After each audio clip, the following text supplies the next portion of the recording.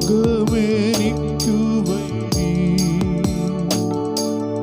ലോകമെന്നെ ത്യജിച്ച, ലോകമെനിക്കു വൈരി, ലോകമെന്നെ ത്യജിച്ച, ലോകമെന്തെനിക്കതിൽ ഏതും ഭയപ്പെടാൻ ഞാൻ, ലോകമെന്തെനിക്കതിൽ ഏതും ഭയപ്പെടാൻ ഞാൻ. യേശു എന്നടിസ്ഥാനം, ആശയവനിലത്രേ, ആശ്വാസത്തിൻ പൂർണ്ണത യേശുവിൽ കണ്ടേ ഞാൻ, ആശ്വാസത്തിൻ പൂർണ്ണത യേശുവിൽ കണ്ടേ ഞാൻ.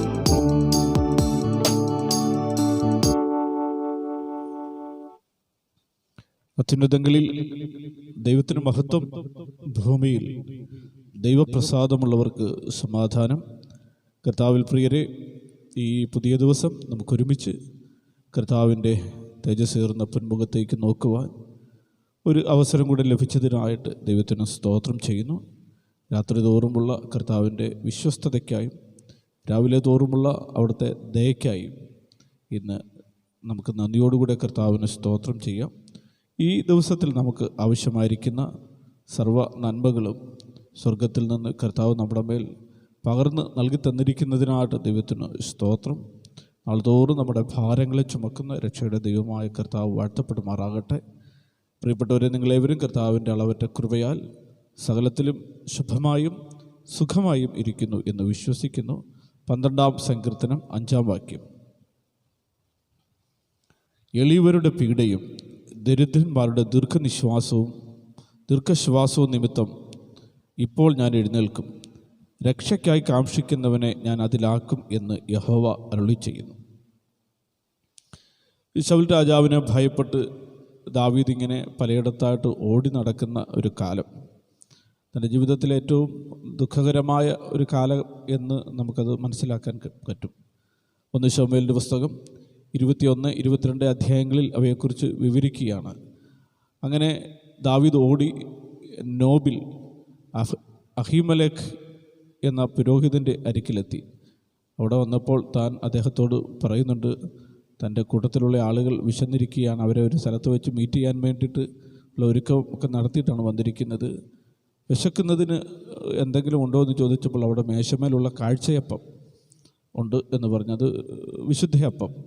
പുരുഷന്മാർ അവർ വിശുദ്ധരായിട്ടിരിക്കുന്നെങ്കിൽ, സ്ത്രീകളിൽ നിന്ന് ഒഴിഞ്ഞു നിൽക്കുന്നെങ്കിൽ അവർക്ക് കൊടുക്കാമെന്ന് പറഞ്ഞ് അങ്ങനെ അവിടുന്ന് ആ ഭക്ഷണ സാധനവും വാങ്ങിച്ചുകൊണ്ട് താൻ പോകുമ്പോൾ ഇവിടെ ആയുധം വല്ലതുമുണ്ടോ എന്ന് ചോദിക്കുമ്പോൾ പുരോഹിതൻ പറഞ്ഞു, പണ്ട് നീ ഗൊലിയാത്തിനെ കൊല്ലുമ്പം അവൻ്റെ കയ്യിൽ നിന്ന് കവർന്നെടുത്ത അവൻ്റെ വാളിവിടെ ഒരു പട്ടിൽ പൊതിഞ്ഞ് ഏഫോദിൻ്റെ അരികിൽ വെച്ചിട്ടുണ്ട്. അതും കൊണ്ട് താൻ അവിടെ നിന്ന് പോകുമ്പോൾ ദോവേഗ് എന്ന് പറയുന്ന ഒരു ഏദോമ്യൻ, ശൗലിൻ്റെ ഒരു ഭൃത്യനാണ്, അദ്ദേഹം അവിടെ ഉണ്ടായിരുന്നു. താൻ അത് കാണുകയും ശൗലിന് ഈ വിവരം കൊടുക്കുകയും ചെയ്തു. അതിൻ്റെ പ്രകാരം, ആ വിവരം ലഭിച്ചതിൻ്റെ പ്രകാരം ശൗൽ നോബിൽ വന്ന് പുരോഹിതന്മാരെയും അവരുടെ കുടുംബങ്ങളെയും ഒക്കെ കൊല്ലേണ്ടതിന് വേണ്ടിയിട്ട് ആവശ്യപ്പെടുകയാണ്. ശൗലിൻ്റെ സൈന്യത്തിലുള്ള ആരും അതിന് തയ്യാറാകുന്നില്ല. എന്നാൽ ഈ ദോവേഗ് എന്ന് പറയുന്ന ഈ ഏദോമ്യൻ അവനതിന് തയ്യാറായി. ഏഫോദ് ധരിച്ച 85 പുരോഹിതന്മാരെ താൻ കൊന്നുകളയുകയും അവിടുത്തെ ആ നഗരത്തിലെ പുരുഷന്മാർ, സ്ത്രീകൾ, ശിശുക്കൾ, മൃഗങ്ങൾ ഇവയെല്ലാം വാളിന് ഇരയാക്കി കളഞ്ഞു. അപ്പം ഈ പുരോഹിതന്മാരുടെ രക്തം ഒരു പുഴ പോലെ ഒഴുകുന്നത് കണ്ട് ദാവീദ് ദൂരെ നിന്നുകൊണ്ട് ഹൃദയവേദനയോടെ, പിളരുന്ന ഹൃദയത്തിൻ്റെ സങ്കടത്തോടെ താൻ പാടിയ സങ്കീർത്തനമാണ് ഈ 12-ാം സങ്കീർത്തനം. യഹോവയെ രക്ഷിക്കണമേ, ഭക്തന്മാർ ഇല്ലാതെ പോകുന്നു, വിശ്വസ്തന്മാർ മനുഷ്യപുത്രന്മാരുടെ ഇടയിൽ കുറയുന്നു എന്ന് പറഞ്ഞ് കൊണ്ട് താൻ ദൈവത്തോട് നിലവിളിക്കുമ്പോൾ ദൈവം അതിന് കൊടുത്ത ഒരു മറുപടിയാണ് ഈ 5-ാമത്തെ വാക്യം. അതിൽ ദൈവം പറയുന്നത്, എളിയവരുടെ പീഡയും ദരിദ്രരുടെ ദീർഘശ്വാസവും നിമിത്തം, for the oppression of the poor, for the sighing of the needy. ഈ ദരിദ്രരുടെ ദീർഘശ്വാസം, അവരുടെ ഉള്ളിൽ നിന്നിരുന്ന നെടുവീർപ്പുകൾ പോലും നിമിത്തമായി, നൗ ഐ വിൽ അറൈസ്, ഞാൻ എഴുന്നേൽക്കും. ദൈവം എഴുന്നേൽക്കുവാൻ അതൊരു കാരണമായി തീരുന്നു എന്ന് മാത്രമല്ല, രക്ഷയ്ക്കായി കാംക്ഷിക്കുന്നവനെ ഞാൻ അതിൽ ആക്കും. ഏത് വിധത്തിലാണ് അവർക്കൊരു സുരക്ഷിതത്വം ഉണ്ടാക്കേണ്ടത്, ആ നിലയിൽ ഞാൻ അവരെ സുരക്ഷിതരാക്കും. ഇന്ന് രാവിലെയും പ്രിയപ്പെട്ടവരെ, നമ്മുടെ ഉള്ളിലെ നെടുവീർപ്പുകളും ദീർഘശ്വാസവും നമ്മുടെ നിശ്വാസങ്ങൾ പോലും തിരിച്ചറിഞ്ഞ്, അതിൻ്റെ വേഗതക്കുറവുമൊക്കെ പോലും തിരിച്ചറിഞ്ഞ് നമുക്ക് വേണ്ടി എഴുന്നേൽക്കുന്ന ഒരു നല്ല കർത്താവ് നമുക്ക് വേണ്ടി ജീവിക്കുകയാണ്.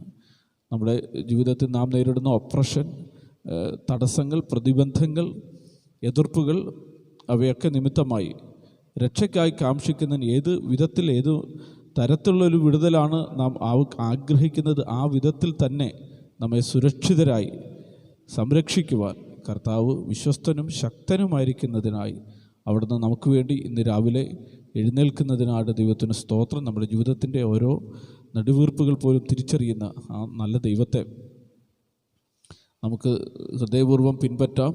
ഇന്ന് രാവിലെയും നമ്മുടെ ശ്വാസോച്ഛ്വാസത്തെ പോലും നിരസിച്ച് കളയാത്ത സ്നേഹനിധിയായ ദൈവത്തിൻ്റെ കരങ്ങളിലേക്ക് നമ്മെ സമർപ്പിച്ചു കൊടുക്കാം. ഈ ദിവസം നമ്മുടെ ജീവിതത്തിൽ ഒരു അനുഗ്രഹിക്കപ്പെട്ട ദിവസമായി ദൈവത്തിൻ്റെ കൃപ കൊണ്ട് നമ്മെ നിറയ്ക്കുന്നതിനായി വേണ്ടി എല്ലാ നല്ല ദാനങ്ങളും നമ്മുടെ മേൽ പകർന്നിരിക്കുന്നതിനായിട്ട് നമുക്ക് സ്തോത്രം ചെയ്യാം. കണ്ണുകളടയ്ക്കാൻ നമുക്ക് ഒരുമിച്ച് പ്രാർത്ഥിക്കാം. സ്വർഗസ്വനായ ഞങ്ങളുടെ നല്ല പിതാവേ, ഈ നല്ല സമയത്തിനായിട്ട് അങ്ങ് നന്ദിയോടുകൂടെ സ്തോത്രം ചെയ്യുന്നു.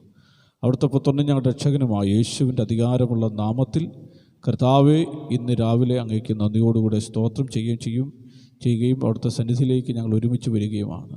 ഞങ്ങളെ ഓരോരുത്തരെയും അറിയുന്ന കർത്താവേ, ഞങ്ങളുടെ ഉള്ളിൽ നിന്നുയരുന്ന നെടുവീർപ്പുകൾ പോലും അറിഞ്ഞ് ഞങ്ങൾക്ക് വേണ്ടി എഴുന്നേൽക്കുന്ന വലിയവനായ ദൈവമേ, അവയൊന്നും അങ്ങ് നിരസിച്ച് കളയാതെ അവയ്ക്കെല്ലാം പകരമായി ഞങ്ങൾക്ക് വേണ്ടി പ്രവർത്തിക്കുകയും ഞങ്ങളെ സഹായിക്കുകയും വിടുവിക്കുകയും എവിടെ നിന്ന് ഏത് തരത്തിലുള്ള ഒരു സംരക്ഷണവും സഹായവുമാണ് ഞങ്ങൾക്ക് വേണ്ടത് അത് നൽകിത്തന്ന് ഈ ദിവസങ്ങളിൽ ഞങ്ങളെ സുരക്ഷിതരായി സന്തോഷത്തോടെ വസിക്കുമാറാക്കുന്നതിനായിട്ട് സ്തോത്രം. ഇന്ന് രാവിലെയും കർത്താവിൻ്റെ മുഖത്തേക്ക് നോക്കുന്ന ഈ പ്രിയപ്പെട്ടവരെ യേശുവിൻ്റെ നാമത്തിൽ അനുഗ്രഹിച്ച് പ്രാർത്ഥിക്കുന്നു.